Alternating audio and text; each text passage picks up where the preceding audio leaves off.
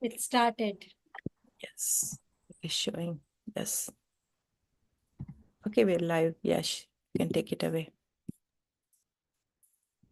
Hi, everyone.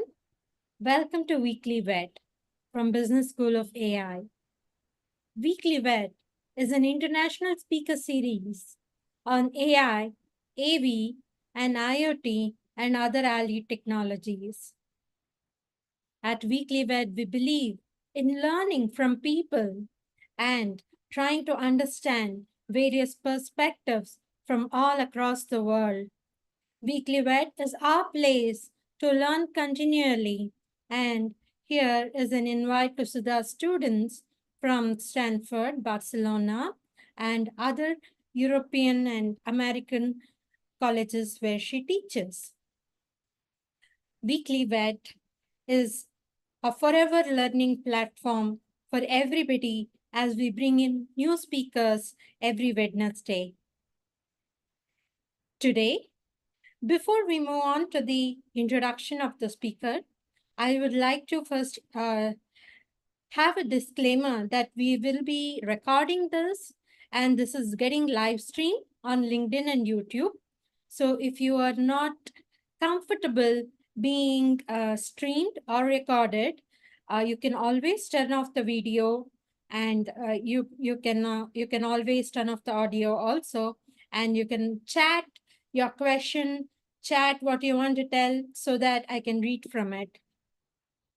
I am Yashaswani Vismaya. I'm from Bangalore, India. I'm an AI researcher and Sudha student. I have been associated with weeklywed for almost 2 years now, and this is my happy place to come here and learn as a host. As I bring in speakers here and host them at weeklywed, I learn a lot from them as people and the perspectives that they bring in. Today, we have a very special speaker with us, Debika Sarkar. Debika Sarkar is a software engineer based in New York.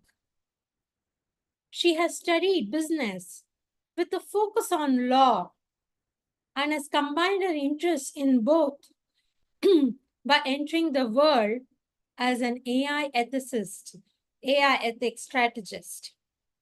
Debika has joined the organization Women in AI for the past 2 years. Women in AI is a global not-for-profit organization dedicated to empowering women and promoting them in the field of AI. In her free time, she volunteers currently as a software engineer at Tech for campaigns. Their mission is to leverage the expanding reach of technology and digital communications to build electoral power for down ballot candidates throughout the United States.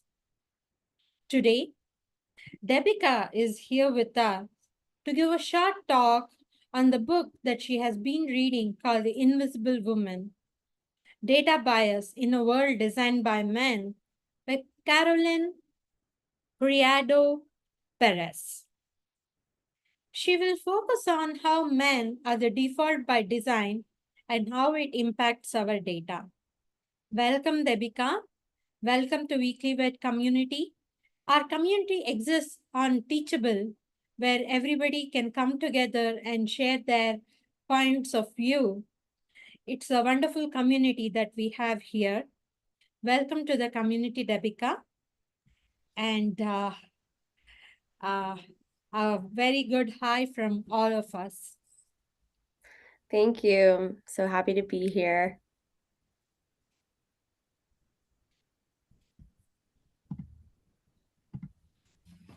So, Debika, the first question that I have is, what drove you to this book? Can Yeah, you give a short two-liner about this book? yeah. I First, mean, the context, and then what drove you to go, wow.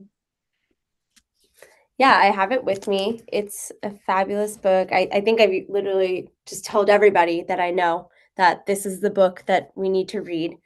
What drove me to it was the title in itself, when it said data bias in a world designed for men, I immediately was curious because I was like, what do they mean by that? Because we do live in this world where data skews one which way or another, but we never really talk about how it really leaves women behind and the impact that it makes us and has on us. So I was interested, and then once I read it, I was like, I want to preach it everywhere I go.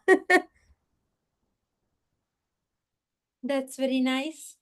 I think it's a snowball effect because I happened to read the book today and got a lot of important points from the book. Um, the main argument of the book, I think, is related to gender. Can you summarize the main argument of the book?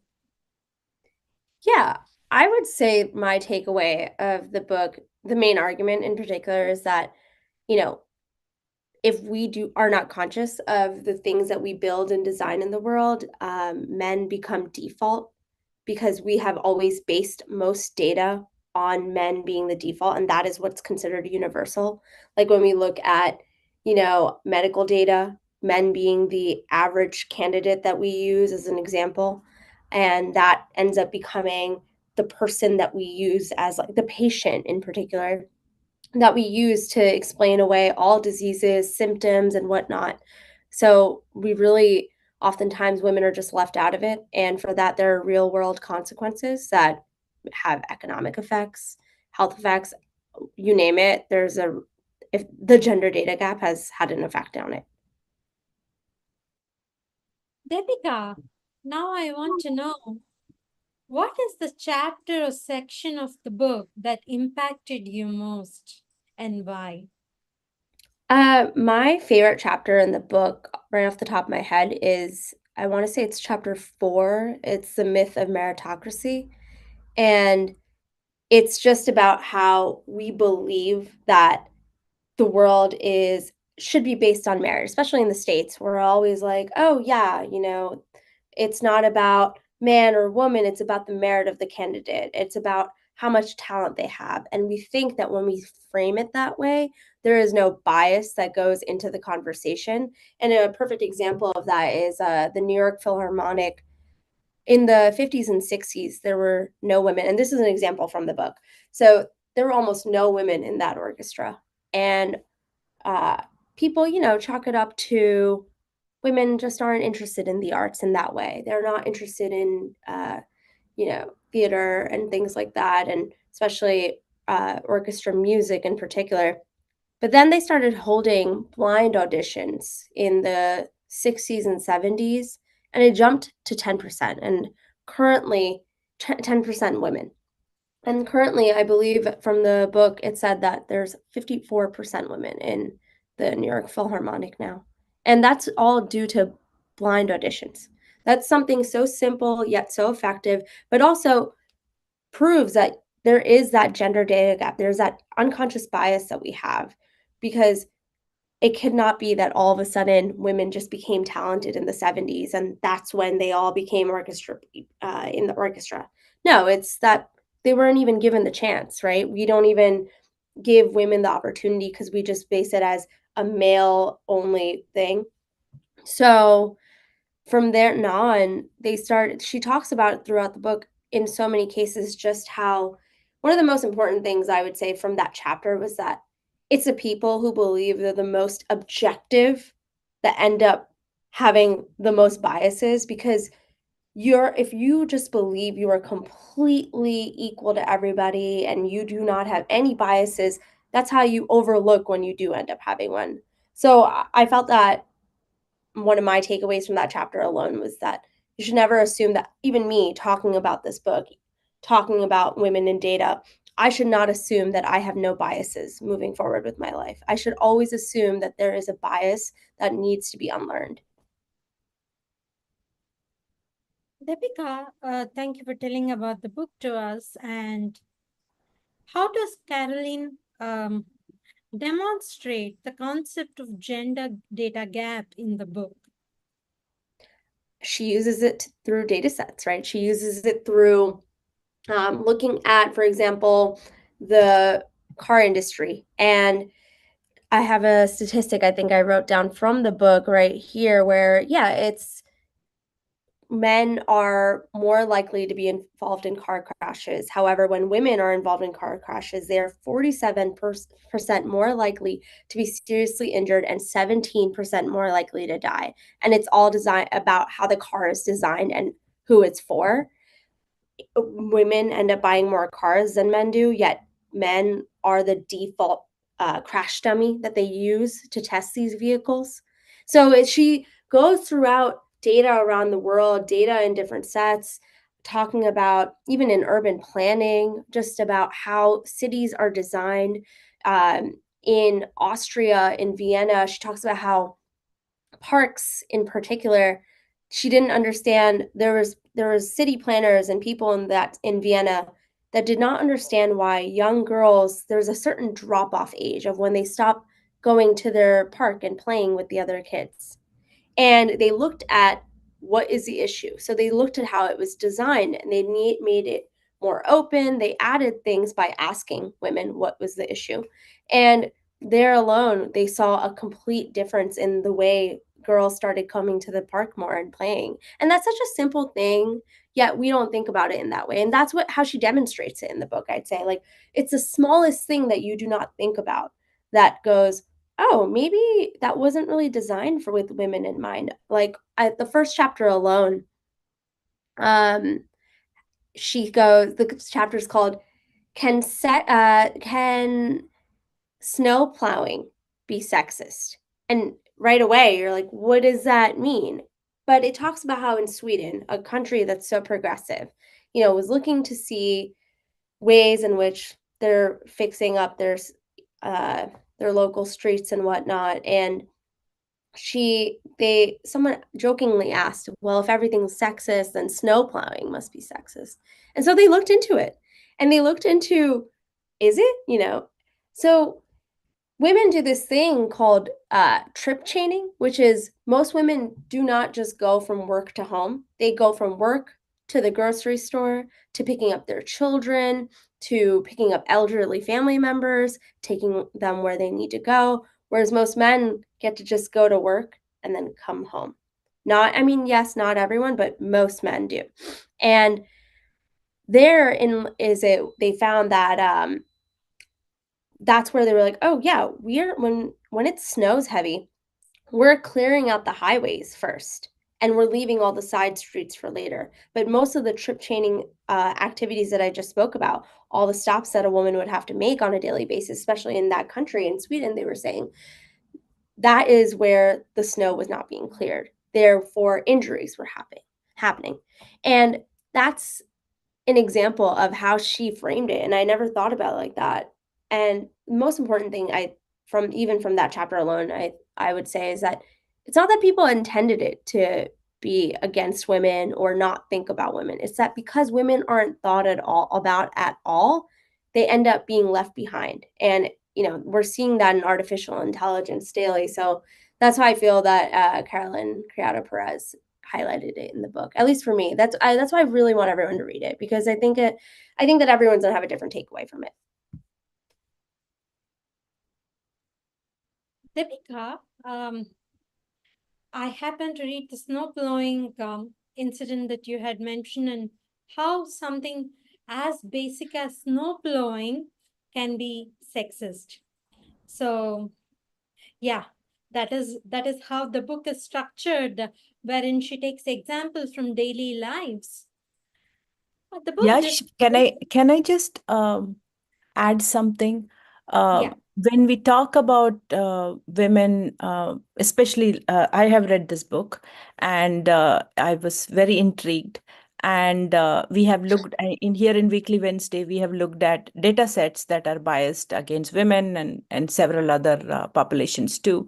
And so when we say sexist, or when we have a discussion like this, right, that it is by data bias against women, I've had many colleagues who are uh, not biased against women, or they are very decent people that I work with. So when we say the word sexist, it kind of makes them feel like, oh, this is a discussion of women having, in their own group, or they are talking about other guys. I'm not a sexist, right? So I'm just curious, did and the book is talking about data bias, and all of us have biases, like Debika said.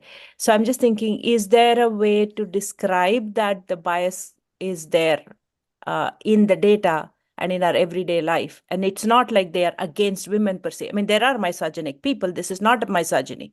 So I wanted to call out that this is not just misogyny, that somebody says, I don't like women and I'm not going to, I'm going to make it difficult for them to drive the roads, or, Right. anything like that, right?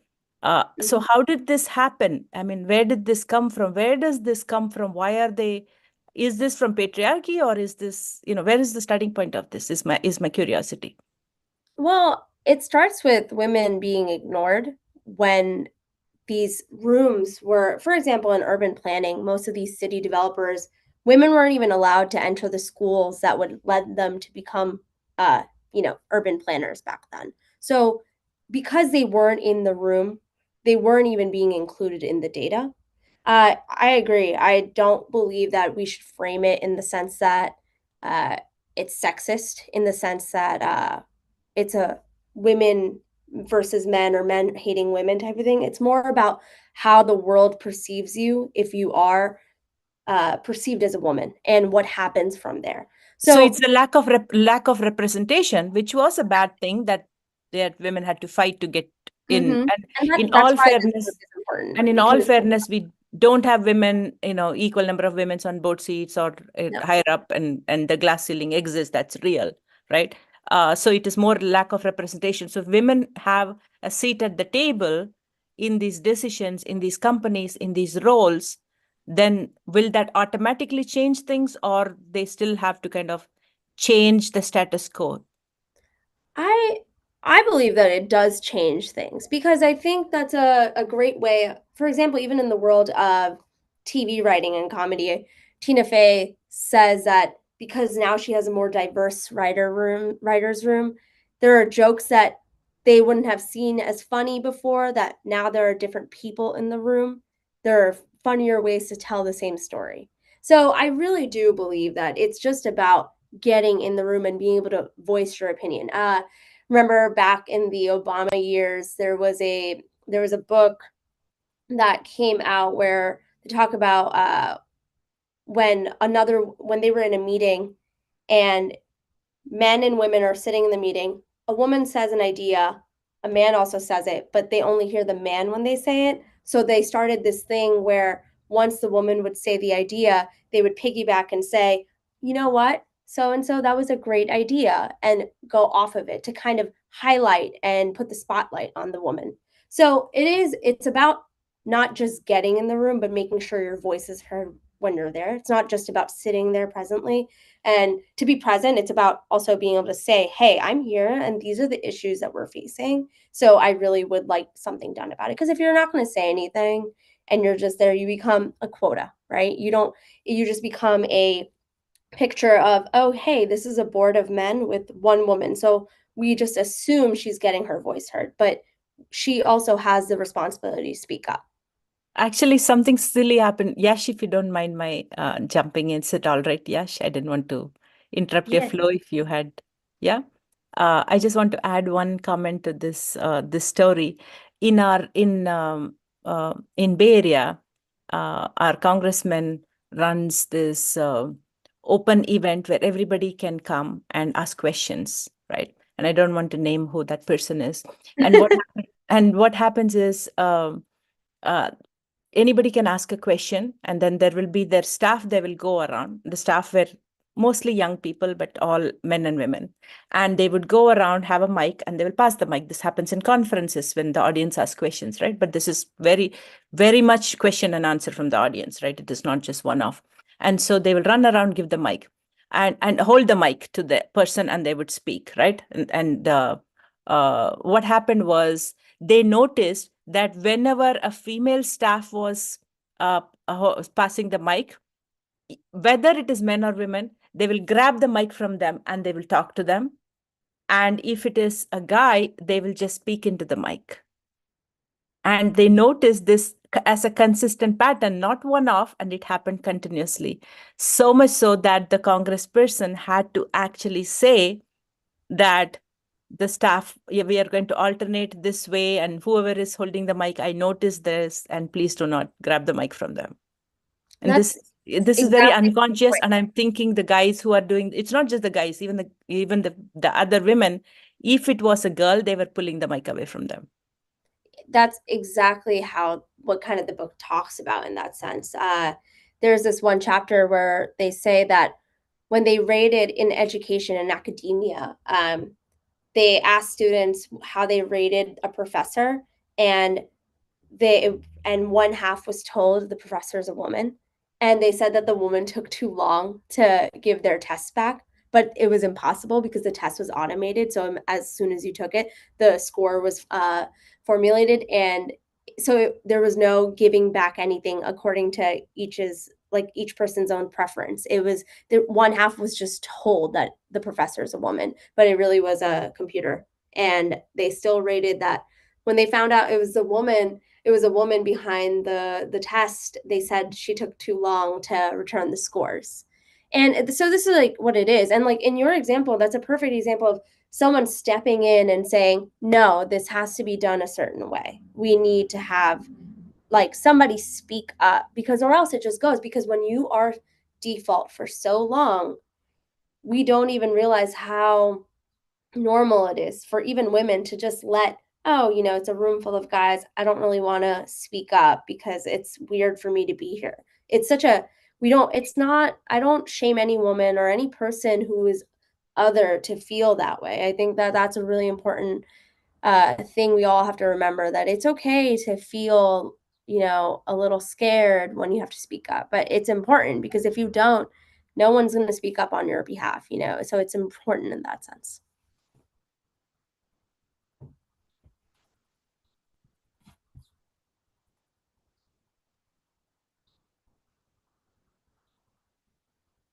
Yes, Shivin. Yes. Yes, I was putting my laptop to charge. Debika, uh, I want to go to the core. What was the most surprising or shocking data or fact you learned while reading this book? My God, every single day something changes that answer because there's so much in it. I mean, literally, I just have like that, just so much data that is in the book. It's like different things that remind me of a different data set that they talk about where there are women gaps in data. When we talk about health, I would say that was the most scary because they talk about how when women have heart attacks, because women do so much unpaid labor, men recover better. Married men recover better, but because they have like a person to care for them. And women, they find that don't always recover better because they go back to doing the same caring responsibilities they had right before they, suffered a heart attack. So that alone, that's the one that pops to my mind today. So yeah, it really depends on where my brain is the day of. So there's like the car crash stuff. That's like when I'm thinking of being in a car. That's when my brain thinks about the way a seatbelt is not really designed for me. It's really designed with a male crash test dummy in mind. And only in 2011 did they start using female crash test dummies. And even then, not a lot of companies have adopted it fully. Debika, we have a wonderful question from Ananya here. Mm-hmm. Ananya Sen is asking the question, does the book discuss any action item that can be done to make the progress to reduce this bias? What can women do? What can others do? I know it's such a simple thing when I put it this way, but it really comes down to asking women. Oftentimes, they're just not even brought into the conversation. For example, with the park conversation I said earlier with Austria, the woman who looked into the planning and the urban planning of that city asked the girls, young girls, like, why aren't they going to the park anymore? Why is it that it's this way? And it's as simple as just asking and maybe even surveying women that we completely tend to ignore it. So if we're not even asking women, of course they're not going to be in the data. So that's really a simple thing. I also want to say, I think that the book, because of how much information is in there, like it's set up as, design, urban planning, daily life, all the things that we experience. There's so much data that she highlights. It immediately, it itself is a solution because someone is pointing it out in a book. And that is now, for me as a reader, I am changing the way I look at, something as simple as a car design or something as simple as snow plowing. So I think what it does is that it just sparks an interest and a curiosity in the mind of the person. And that alone helps you point out that, there's issues that need to be fixed. Because if there was a simple solution, we wouldn't have this conversation, right? Like if there was no problem, if there was it would we wouldn't even have to discuss it. We would just solve the problem and move on to the next. But it's not as simple, I would say, as solving it or finding solutions. My personal belief in terms of solving it though, when you have all this data, the question becomes, what do I do with it? And I think that's where regulations come in. And yeah, like, with Sudha's example, um, someone making a rule of, hey, women need to be able to speak. We're going to do it this way with 50-50. That is someone taking the initiative to make a rule. Like that is, there needs to be rules in place that do not leave us behind. Debika, now that you have read the book, how has it changed your perspective on the data that you encounter in everyday life? How has it changed my perspective? I mean, I think it just makes me look at things even deeper, as I feel like I always do. But then now, um, it's like what Sudha was saying earlier. I don't believe that people set out to be against women in particular. Like there are people like that, but I don't think that in this case that's what Carolyn Criado Perez is even speaking of. I think more of it as, because we were never in the room when the decisions were being made, we are left behind as an effect of that. So from there on out, I just think about, in all the rooms that we need to be in all the places that we need to sit and actually speak up. Not just sitting there is not enough, or being in the room is not enough. Making sure your voice heard is important. And that is what it just reaffirms my belief that like women should be seen, should be heard, and we should speak out. And we should always have our input. If there's a law that's in place that affects everybody, women also should be included in speaking.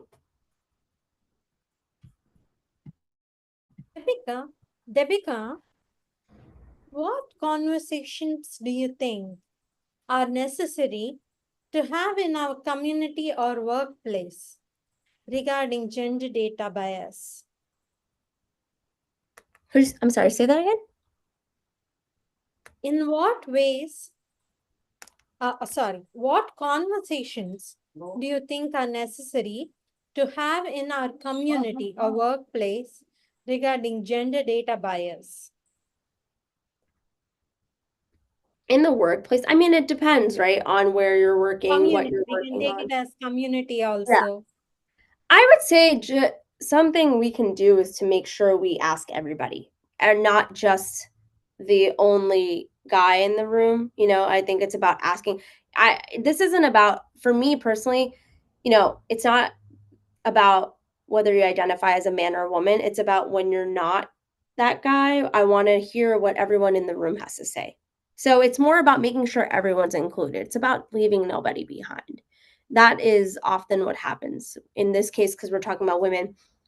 That's women are left behind because they're not even in the room in the first place, and they're not even speaking in the communities. I mean, in that case, and Sutha's example is a perfect example of, even when they're in the room and they're trying to speak, unconscious bias is making people take it, like, take the microphone away from that woman. And that's where someone stepped in and said something about it. So that's a perfect example of, how, in what we can do in terms of communities. It's the same thing. It's like, it's not just, we can't be in an echo chamber of ourselves speaking about all the things that we find wrong. We need to make sure we put it out there, so then people with, you know the money, the time, the resources can do something about it. Yes, Debika. I'm totally inspired to do something at the community level here. Um, did the book discuss any limitations or challenges specifically in solving the gender data gap? It did many, but what was something that called you out? Any limitation and challenge? One of the biggest limitations is the fact that a lot of these governments are very male dominated, in the sense that, a perfect example is when in Brazil they were talking about urban planning and how women needed, they moved they moved a lot of women out of their, what would be considered their housing projects, into different communities, because they were trying to get them out, away from crime. The unintended effect was that these women, now their commutes became hours long, to the point where some of them had to just stop working because they couldn't get to work. And we talk about how, okay, well, how do we fix that? What can we do? They have the money, like they spent it on the Olympics. A lot of places have the money, but the effort's just not there. So that's where, uh, we are just left behind. So that's what stood out to me in this particular conversation. Devika, going ahead, we are in the era of Chat GPT. We are in the era where AI is taking over every new day with its own wide arms. How do you think this book can influence those who are designing AI products? I would think that's why this book is so important to me, because of the artificial intelligence aspect of it. It's kind of goes to, in a chapter in the book, talks about how, computers, tech companies look mostly male, and we just assume it's because men are interested in computers more than women. But we don't think about the fact that computers were marketed as like a boy's toy in the 80s and 90s.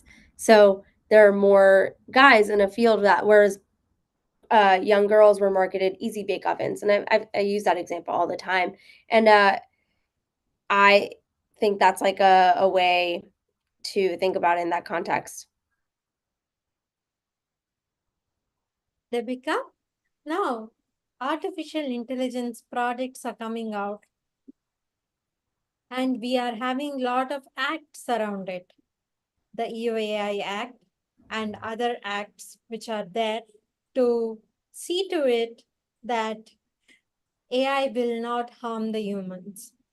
Now, thinking about this gender data bias that is there, what is the solution that we can have in the realm of artificial intelligence so that it does not affect daily life?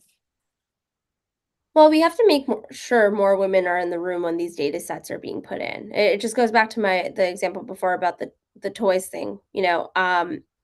These acts, especially the law, right? We talk about it in the context of, what can we do to combat it? It's not just regulation alone. So much of the time, laws do not keep up with technology. It just is that way. Technology moves faster.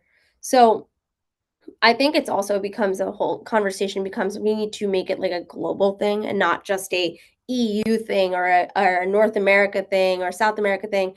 It's in terms of technology, especially artificial intelligence, it's one of those things where we have to all be able to put our differences aside and be on the same page regarding regulation and how we handle it, because it's not going to affect just women. It's not going to only keep women out. If it's going to also take away people's jobs because they're automating it without a solution in sight, it really is about the fact that a lot of it is moving faster than we realize. And from there on out, it is going to affect artificial intelligence at a speed humans are not used to.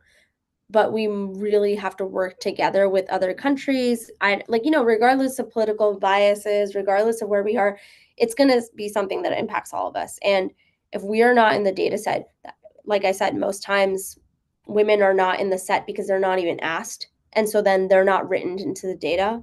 Most times it's a male dominated tech force that is also unconsciously, entering in their experience in that data that ends up, that's what these models are based off of. So a lot of times it just comes back to we need to be conscious about it. We have to consciously make sure that we are including everybody. And we're still going to get it wrong. That's okay that, as we're trying to do it, we make mistakes along the way, but it's about trying. And a lot of the solutions are so simple, but they just feel too simple for the complex world of artificial intelligence, but it's really not. A lot of solutions are just about being able to be in a room with everyone and agreeing that, hey, maybe we made this AI model or this app or whatever you're using, maybe it's not using the best data sets. Maybe we need to rethink that. And that is such a simple thing to say, but nobody wants to say that, which is why this issue just keeps perpetuating. Debika, now when we talk about bias, the first word that comes to our mind is how do we have bias mitigation?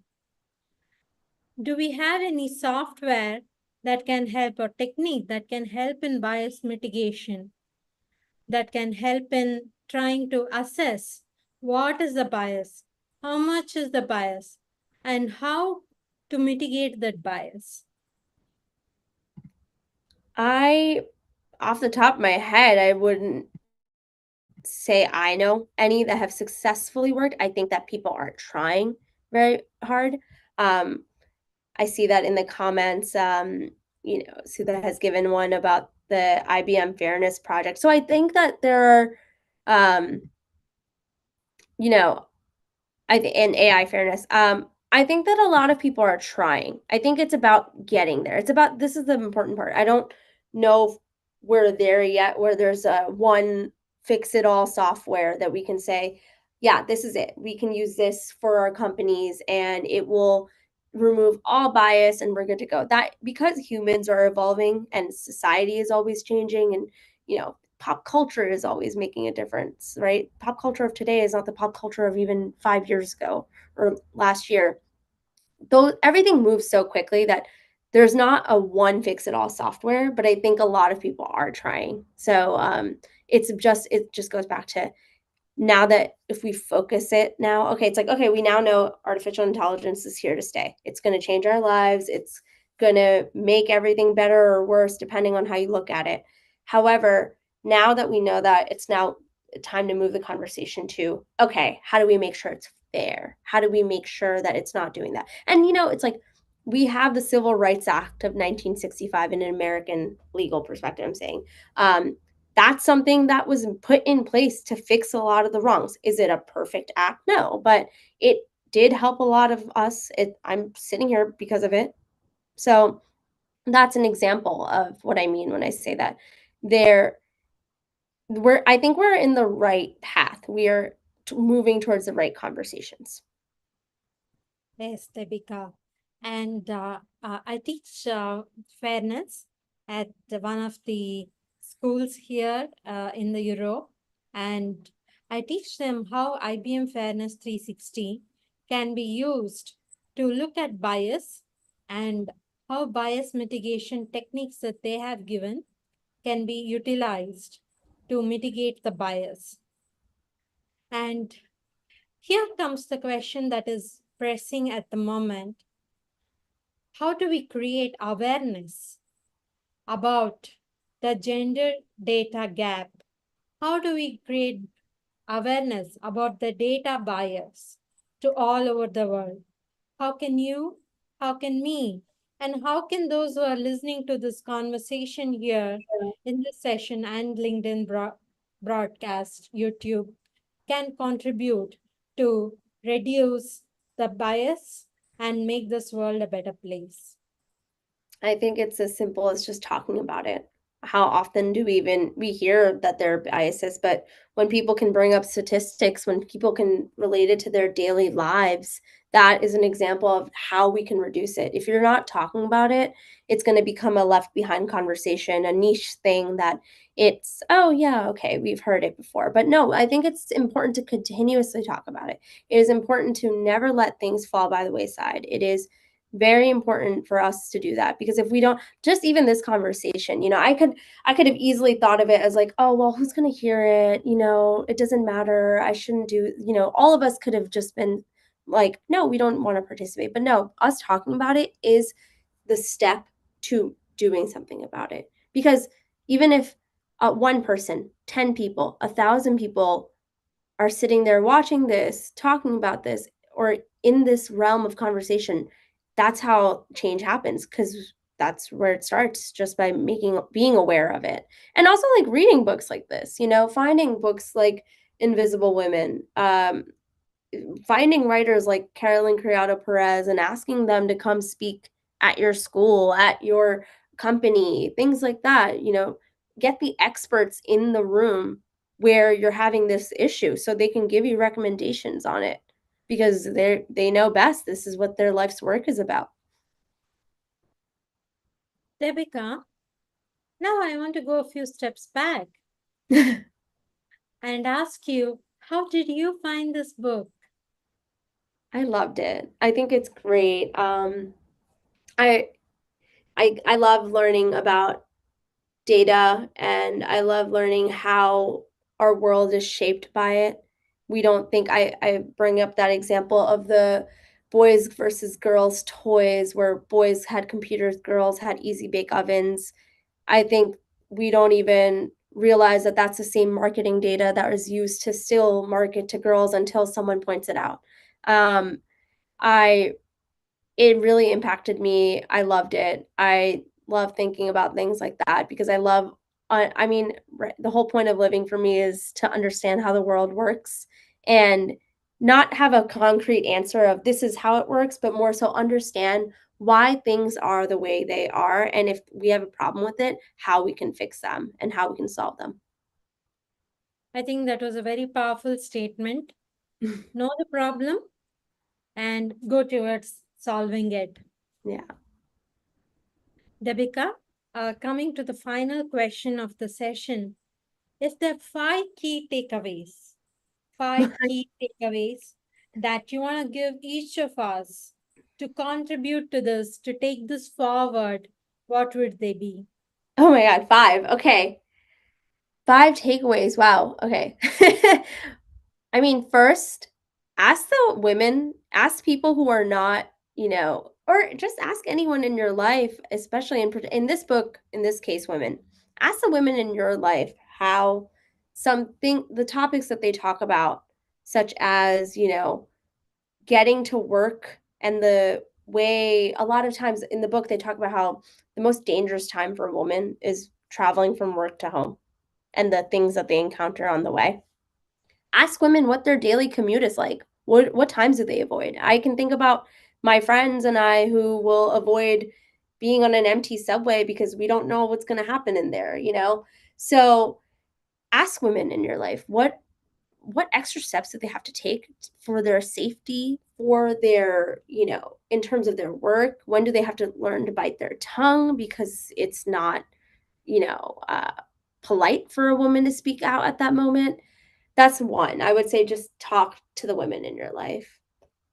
Two, two, I mean, I would say read more books like this, read more about other people's experiences, not experiences that confirm your own existence, right? Like a lot of, even though I identify as a woman, I'm reading a book about women from all over the world, not just women in New York, right? It's learning how to be in another person's shoes. That is like the number two thing I would say, because that's kind of the beauty of reading. You can do that. Number number three, uh, I would say if you're a person in some sort of position of power, like a place where you can make some change at your company, introduce books like this to your circle. Introduce conversations like this in a way where maybe you can make a day of, oh yeah, let's talk about this book, or let's talk about XYZ. 4 and 5, I think we have to just push our elected officials and our representatives to do more, because, like I was saying, the laws don't keep up with technology. So it's really on us as constituents, as citizens of whatever country you're in, citizens of the world, that we should make it, take it upon ourselves, if as voters, to do something about it, to go lobby your representatives. You are also just as allowed as any lobbying company or any firm to go and speak your mind, because your vote matters and your voice matters. Debika, thank you for those takeaways. We have Ananya here who would like to voice a question. Ananya, please go ahead.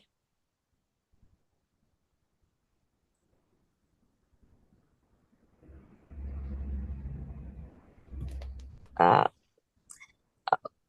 Debika, this book, in this time of ChatGPT, like exploding in the world, are you seeing it getting adopted by different startups, companies, who are building different AI tools, ChatGPT tools, and is there traction in that world where the implementation is adopting it?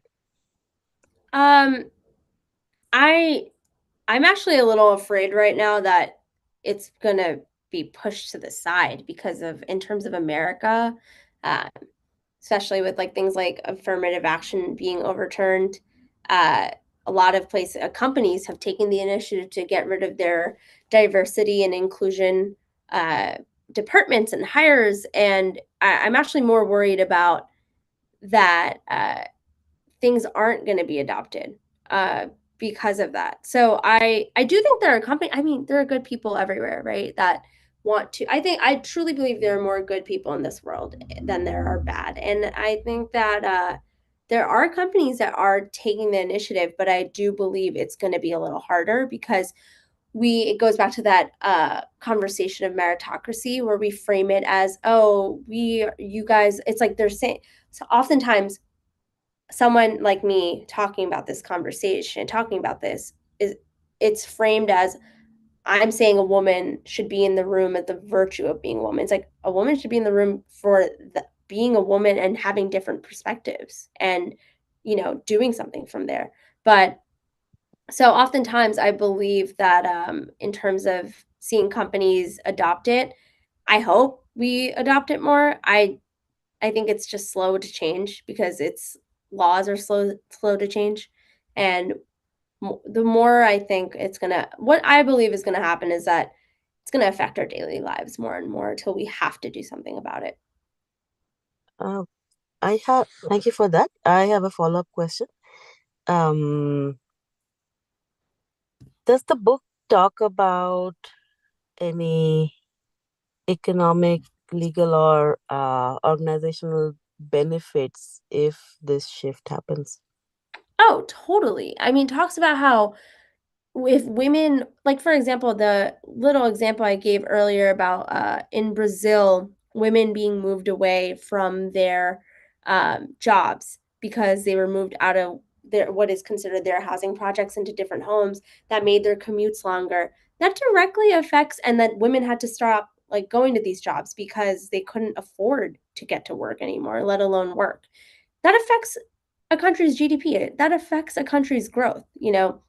It, in so many ways, it's like you're debilitating half the population. So therefore, you're going to have economic effects. So that's how she frames it, that when we stop, in terms of a lot of countries, when it comes to something as simple as design, such as like a clean stove, and the stoves that women are using in a lot of these developing nations that have toxic fumes, that's direct, and that are killing them, that's directly affecting the economy of that country, because people are dying because they're not thinking about women, and even in the design of the products in which they use, and that directly affects the families they're taking care of, and so on and so forth. It just has a ripple effect. So that's how she frames it in the book, which I think is amazing.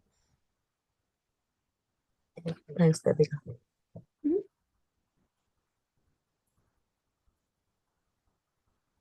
Debika, it was a wonderful 1 hour where we learned a lot about data bias and a lot about the book Invisible Woman. I hope this gets read all over the world and these ideas proliferate like the seeds of a tree. Yes, yeah. And those seeds grow up into big trees and help people all around the world. Thank you for coming to Weekly Wet. Thank you for coming and enlightening each of the people present here in Zoom and in LinkedIn and YouTube about this. And I want to thank everybody who joined in the Zoom room, LinkedIn, and YouTube. We are signing off Weekly Wed. Weekly Wed is an international speaker series that happen every Wednesday. Do join us next Wednesday at 8 a.m. Pacific time. Also join the Weekly Wed community from Business School of AI.teachable.com. We would like to hear your points of view. Thank you. Thank you, Debika. Thank you, Bye. everybody. Thank you.